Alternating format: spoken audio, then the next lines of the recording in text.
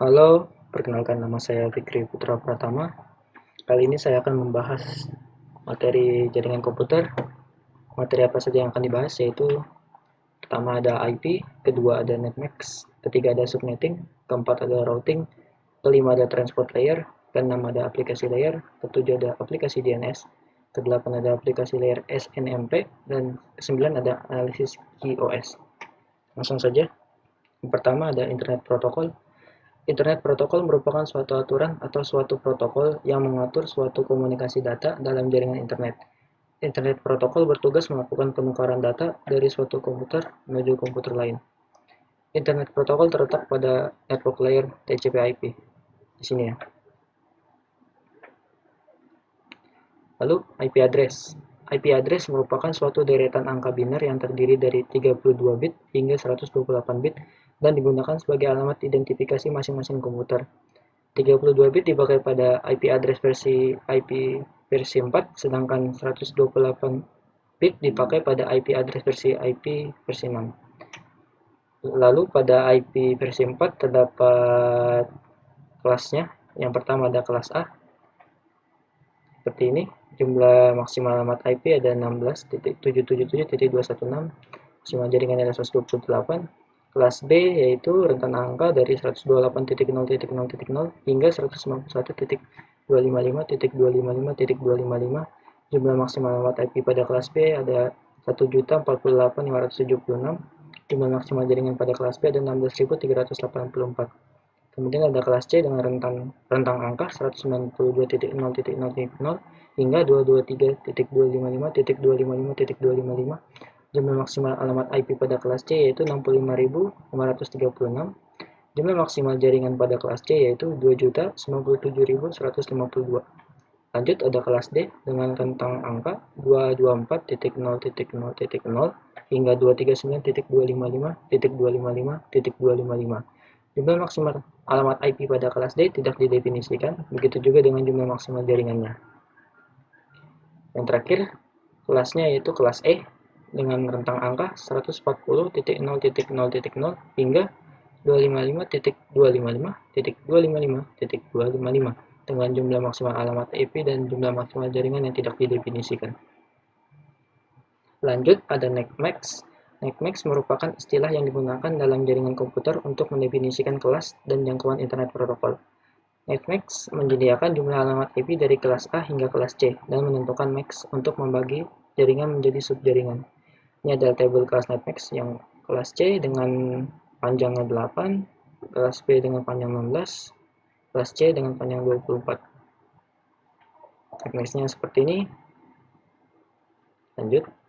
Yang ketiga ada subnetting. Subnetting merupakan proses untuk memecahkan atau membagi sebuah network menjadi beberapa network yang lebih kecil.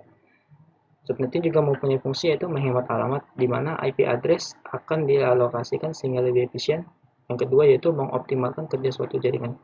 Contoh subnetting itu seperti di gambar ini. Lanjut, keempat, routing. Routing adalah alat yang mengirimkan paket data ke tujuan melalui jaringan atau internet melalui proses yang disebut routing. Proses perutuan terjadi pada lapisan ketiga, lapisan jaringan seperti internet protokol. Dari protokol penumpukan 7 tingkat OSI, jadi dia ada lapisan 3 di OSI layer. Routing mengirim data dan informasi dengan meneruskan paket data yang dikirim dari suatu jaringan ke jaringan lainnya. Terus juga routing terbagi menjadi beberapa jenis, yaitu yang pertama ada routing default, adalah untuk mengirim paket secara manual. Routing ini sering digunakan dalam jaringan yang hanya memiliki satu output atau hanya dapat digunakan secara lokal. Lalu ada static routing, adalah router dengan kabel routing statis yang pengaturannya diatur secara manual oleh administrasi jaringan.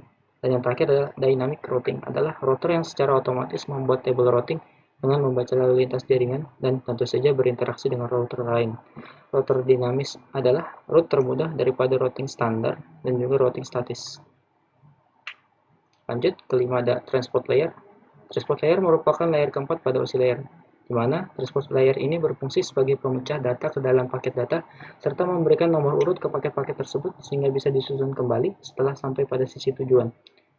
Pada lapisan ini juga akan memberikan suatu tanda apabila paket telah diterima secara sukses dan mentransmisikannya kembali pada paket yang hilang di tengah jalan. Contohnya seperti ini. Lalu yang keenam ada aplikasi layer. Aplikasi layer merupakan layer ketujuh pada OSI layer, di mana aplikasi layer ini berfungsi sebagai interface atau antarmuka pada aplikasi yang memiliki fungsi pada jaringan, mengatur bagaimana sebuah aplikasi mendapat suatu akses jaringan, serta membuat pesan kesalahan.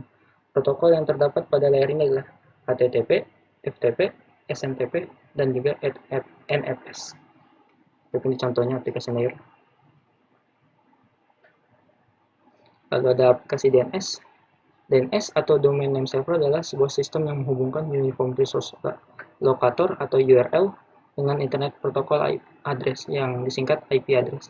DNS juga berfungsi sebagai peminta informasi IP address sebuah website berdasarkan nama domain, lalu meminta informasi URL sebuah website berdasarkan IP address yang dimasukkan, dan terakhir mencari server yang tepat untuk mengirimkan email.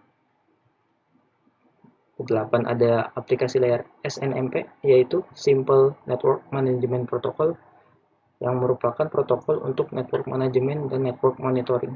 SNMP ini didukung oleh perangkat jaringan seperti switch, router, bridge, hub, server, modem, printer, dan lainnya. Sehingga hal ini membuat SNP menjadi protokol standar dan paling umum digunakan untuk monitoring jaringan atau network monitoring. Lalu yang terakhir ada analisis QoS atau Quality of Service, adalah seperangkat teknologi yang bekerja pada jaringan untuk menjamin kemampuannya menjalankan aplikasi dan lalu lintas prioritas tinggi secara handal dalam kapasitas jaringan terbatas. Teknologi QoS ini menyediakan penanganan yang berbeda dan alokasi kapasitas untuk aliran tertentu dalam lalu lintas jaringan. Dan ini memungkinkan administrator jaringan untuk menetapkan urutan penanganan paket dan jumlah bandwidth yang diberikan untuk aplikasi atau arus lalu lintas tersebut. Ini ada contoh tools atau alat QoS, yaitu SolarWinds NetFlow Traffic Analyzer. Seperti ini contoh gambarnya dari tools ini ya. Berikut adalah penjelasan singkat mengenai materi jaringan komputer. Kurang lebihnya mohon maaf. And thanks for watching. Bye-bye.